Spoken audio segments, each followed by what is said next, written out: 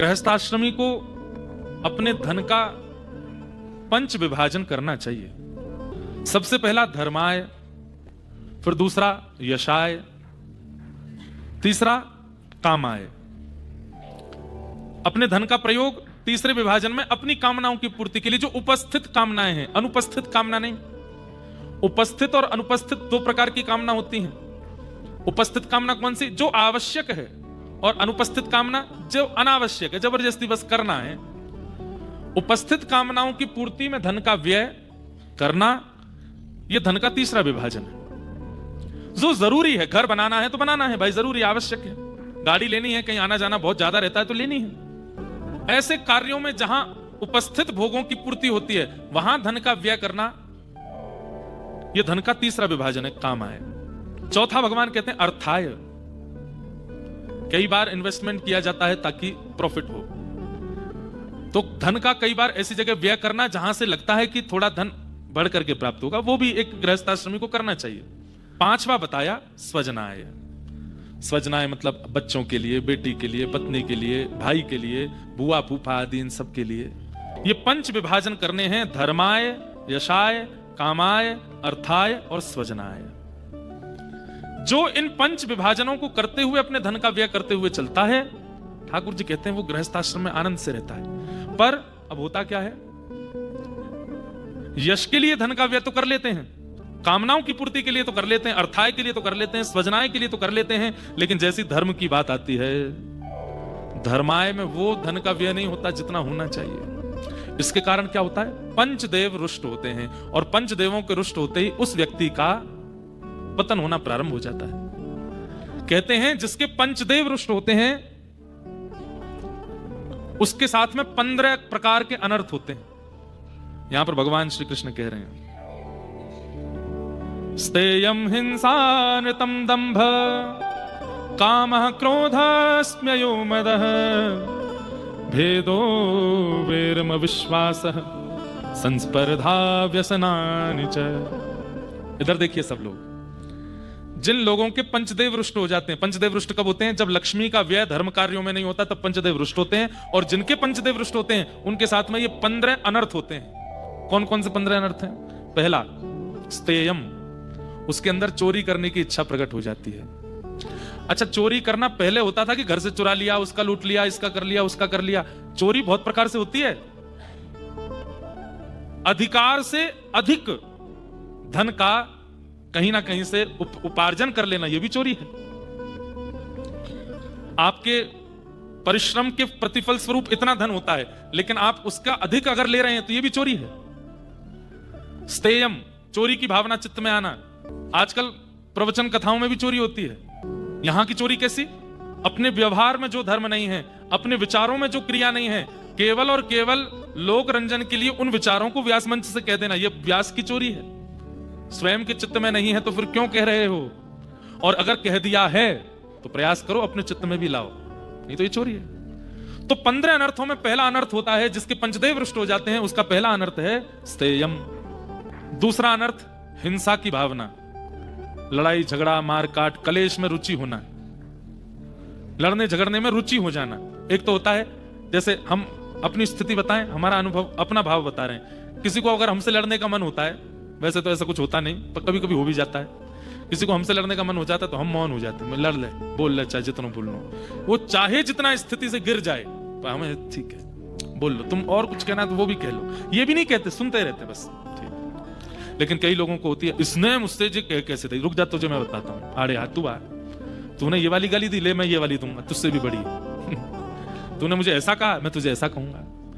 जिनके मन में ये रुचि होती है ना कि उसने कहा है, अब मुझे बदला लेना है, उससे छोड़ना नहीं है, ये एक प्रकार से पंचदेव के नाराज होने पर होता है। आप कलेश के प्रति रुचि रखते हैं और आपको कहते मेरे हृदय को शांति तब मिलेगी जब मैं इसको ऐसा कर दूं। ये कौरवों का स्वभाव है।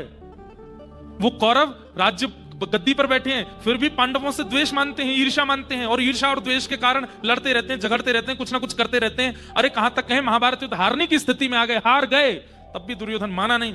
अश्वत्थामा से कहता है मैं मर तो रहा हूं, लेकिन मैं मरूंगा सुखद तब जब मैं इन 5 पांडवों को भी राज्य गद्दी पर ना बैठने दूं। तुम छल से ही सही इन 5 को मार दो। इस प्रकार की भावना चित्त में आ जाना ये कब होती है? जब पंचदेव नाराज होते हैं, हिंसा की प्रति रुचि। और कोई व्यक्ति अगर हिंसा के समय पर शांत हो जाता है, हिंसा के समय पर मौन हो जाता है, लड़ाई झगड़ा कलेश के समय पर शांत होकर के सुन लेता है, समझ जाओ उसके पंचदेव प्रसन्न हैं, इसीलिए वो पलटवार नहीं कर रहा है, सह रहा है। आप कहेंगे महाराज जी कोई व्यक्ति उससे इतना बुरा भला कह गया और वो सुनता रहा, ये तो गलत है ना, नहीं सुनना चाहिए था, करना चाहिए था पलटवार। अरे अगर उसकी इच्छा नहीं है, उसने पलटवार नहीं किया, सह लिया, सुन लिया, ठाकुर जी फिर उसका बदला लेंगे, प्रकृति बदला लेती है फिर। लेकिन हिंसा के प्रति रुचि रखना ये एक प्रकार से पंचदेवों के रुष्ट होने का लक्षण है। और दंभ, दंभ किसको कहते हैं? जो है नहीं पर दिखा रहे हैं, उसको दंभ कहते हैं। पाखंड, मन में तो व्यसन है, मन में तो काम है, मन में तो क्रोध है, मन में तो लोभ है, लेकिन दुनिया को दिखाने के लिए, परिवार वालों को दिखाने के लिए तीर्थ यात्रा भी कर रहे हैं, मंदिर भी जा रहे हैं। और सबसे बड़ा दंभ तो आजकल सोशल मीडिया पे चल रहा है, फोटो खींच खींच के यहां तीर्थ गए, वहां गए, यहां गए, ऐसा किया, ये देखो यहां चढ़े, वो किया। नहीं, दंभ। अगर दंभ की स्थिति आपकी है, दंभ करने में रुचि आपको होती है, तो कहीं ना कहीं पंचदेव आपके रुष्ट हैं, तभी दंभ के प्रति रुचि बढ़ रही है। और कोई व्यक्ति दंभ से दूर है, इच्छा नहीं होती कि इसका बहुत दिखावा हो या बहुत वैसा मैं बस लोगों को रिझाने दिखाने के लिए एक क्रिया करूं, समझो उसके पंचदेव प्रसन्न है। और काम, काम का वर्धन होना, कहीं भी किसी को भी देख करके चित्त में व्यसन आ जाना, यह भी पंचदेवों के रुष्ट होने पर, छोटी छोटी बातों पर क्रोध आ जाना, यह भी पंचदेवों के रुष्ट होने पर होता है।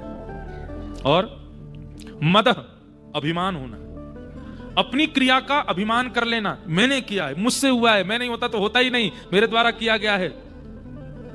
मद, यह भी पंचदेवों के रुष्ट होने पर होता है। भेदो, भेद करना, भेद दृष्टि रखना, यह भी पंचदेवों के रुष्ट होने पर होता है।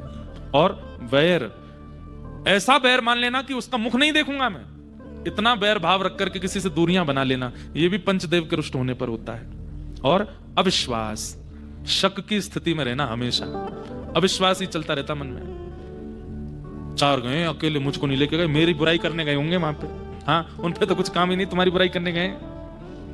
महाराज जी ने इसको माला पहना दी, मतलब इससे ही प्रेम भाव है, हमसे नहीं है, इसको मिल रहे हैं, उसको कर रहे हैं, ऐसे ये अविश्वास ठाकुर जी के प्रति भी हो जाता है। हर मंगलवार व्रत रखते हैं, हे महादेव फिर भी हमारे परिवार में इतना अनित क्यों हो रहा है? कभी कभी अविश्वास, महादेव हैं भी कि नहीं? ये अविश्वास उत्पन्न होना, ये भी पंचदेवों की नाराज होना। मतलब आप समझ रहे हैं, ठाकुर जी कह रहे हैं ये व्यक्ति का स्वभाव नहीं है, ये व्यक्ति की इच्छा नहीं है, पंचदेव उससे नाराज होते हैं, तब ये गुण प्रकट होते हैं उसमें। रावण में सबरे थे, क्यों? पंचदेव नाराज बैठे थे। कंस में सबरे थे, पंचदेव नाराज बैठे थे। शिशुपाल, दंतवक्र, जितने भी राक्षसों के नाम बोलो, उनके पंचदेव नाराज बैठे, इसलिए उनमें सारे गुण थे। अविश्वास। और अगला क्या है? संस्पर्धा, होड़। अच्छा, एक तो होता है कंपटीशन की चलो हमें जीतना है, पर एक होता है कि जीतने के लिए नहीं है, इसको हराना है, इसको नीचा दिखाना है, इसको गिराना है। मैं जीतूं ना जीतूं पर ये गिरना चाहिए, ये संस्पर्धा का भाव। इसने ये किया, इससे बढ़िया मैं करूंगा, इसने ये किया, इससे बढ़िया मैं करूंगा। ये संस्पर्धा की भावना चित्त में होना पंचदेवों के नाराज होने पर होता है।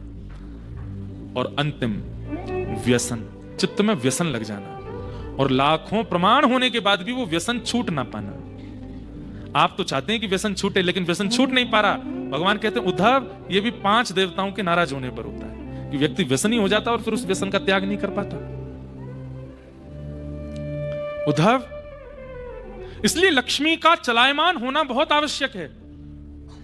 गृहस्थाश्रमी को चाहिए कि लक्ष्मी का व्यय करता रहे, और धर्म कार्यों में तो विशेष रूप से करता रहे, क्योंकि उसी से पंचदेव प्रसन्न होते हैं।